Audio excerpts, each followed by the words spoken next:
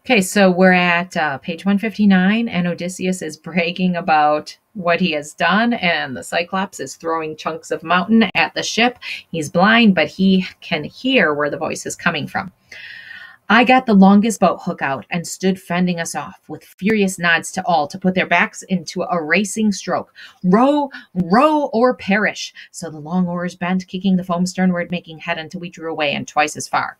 Now, when I cupped my hands, I heard the crew in low voices protesting, God's sake, Captain! Why bait the beast again? Let him alone! So the men say enough is enough.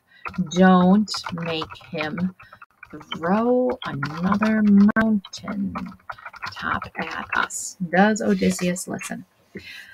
That tidal wave he made on the first throw all but beached us, all but stove us in. Give him our bearing with your trumpeting. He'll get the range and lob a boulder. Aye, he'll smash our timbers and our heads together. I would not heed them in my glorying spirit, but let my anger flare and yelled, Cyclops! If ever mortal man inquire how you were put to shame and blinded, tell him, Odysseus, raider of cities, took your eye, Laertes' son, whose home's on Ithaca.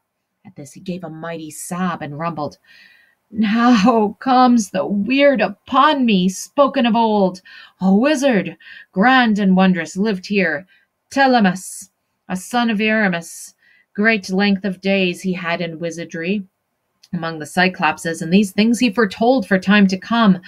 My great eye, lost and at Odysseus's hands. Always I had in mind some giant armed in giant force would come against me here. But you, small, pitiful, twiggy, you put me down with wine, you blinded me. Come back, Odysseus, and I'll treat you well.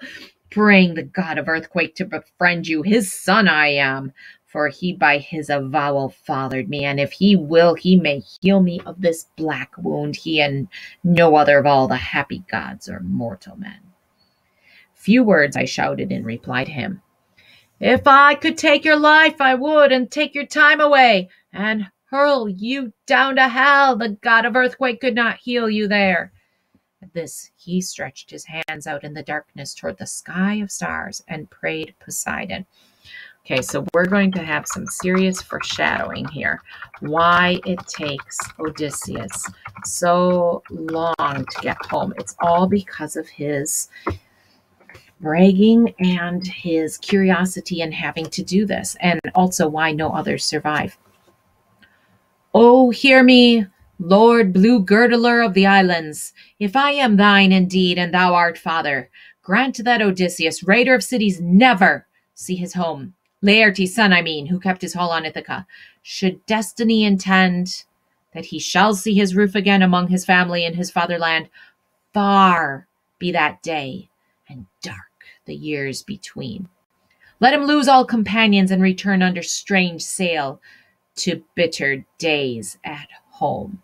Okay, that's what has happened in a nutshell. So I don't want him to go home, but if he is already destined to go home, because once fate is set, there's nothing you can do about it, then at least make it a long time off before he gets home.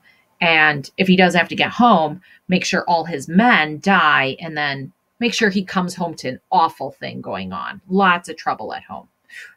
Kind of sounds like what we read about in the earlier books. Okay. In these words he prayed, and the god heard him. Now he laid hands upon a bigger stone and wheeled around, titanic for the cast, to let it fly in the black proud vessel's track. But it fell short. Just aft the steering oar, and whelming seas rose giant above the stone to bear us onward toward the island. There, as we ran in, we saw the squadron waiting, the trim ships drawn up side by side, and all our troubled friends who waited looking seaward. Okay, so they get back to the Goat Island. We beached her, grinding keel in the soft sand, and waded in ourselves on the sandy beach. Then we unloaded all the Cyclops' flock to make division, share and share alike. Only my fighters voted that my ram, the prize of all, should go to me. I slew him by the seaside and burnt his long thigh bones to Zeus beyond the storm cloud, Cronus' son, who rules the world. But Zeus disdained my offering. Destruction for my ships he had in store, and death for those who sailed them, my companions. So he offers a sacrifice, but Zeus doesn't accept it. That's kind of like the story of Cain and Abel in a way. So you can see sometimes there's a biblical connection. Now, all day long until the sun went down, we made our feast on mutton and sweet wine, till after sunset in the gathering dark, we went to sleep above the wash of ripples. When the young dawn with fingertips of rose touched the world, I roused the men, gave orders to man the ships, cast off the mooring lines, and filing in to sit beside the rowlocks, oarsmen in line, dipped oars in the gray sea. So we moved out, sad in the vast offing, having our precious lives, but not our friends. Offing is a nice word. That's the projected future. And again, this theme of having lives, but having lost companions. Well, whose fault was it this time? Clearly, it was Odysseus's. All right. So that's where we end book 9. Whew.